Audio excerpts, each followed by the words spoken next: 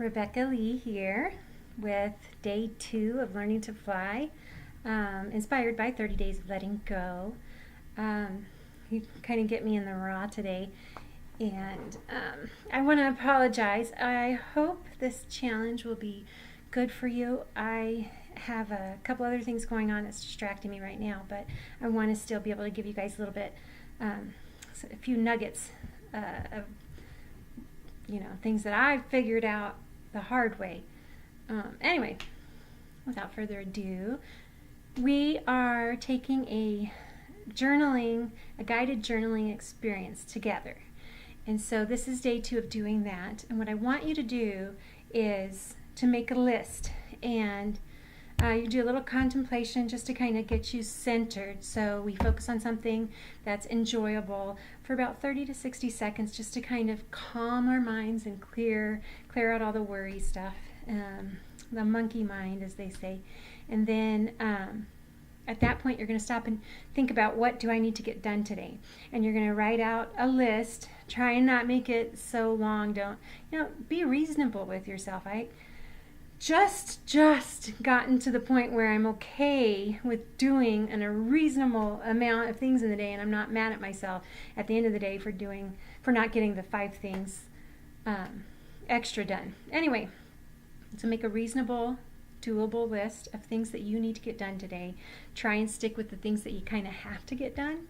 And then I want you to write whatever applies to each item. Maybe it's one thing that will apply to all of them. That's fine. But write down something you can do to make that task or those tasks more enjoyable. Like make it a game, take points or something, how fast you can get it done. This is supposed to be a motivator, so if this makes you uncomfortable, don't do that. You got to make this for you. Or, just use your mindfulness skills. Notice the thought processes that go on, and completing these tasks. Notice colors, sights, sounds, all that good stuff. Okay? Number 3, what I want you to do is to think back when you were a child and people said, what do you want to do when you grow up? Bring that kind of excitedness, because we were all excited pretty much as kids, our big dreams. But even if you weren't, I want you to answer that question from a standpoint of, if facts didn't matter, okay, if you could jump into an alternate reality of your making, what would you be doing? What would you have? What would that look like for you? Okay? And go as big and as wild as you want. You can wish to be a mermaid 1,000 years ago, swimming in the Caribbean Sea. Okay?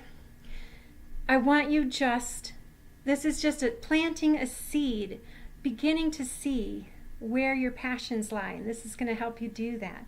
And kind of don't spend more than 5 minutes on this, but just kind of jot down, and you can make it as realistic as you want, or you can make it as fanciful as you want. This is for you. So do that. And then finally, the third thing I want you to do, and I'll explain all of these as we go along. Just hang with me for now and have as much fun with this process as you can.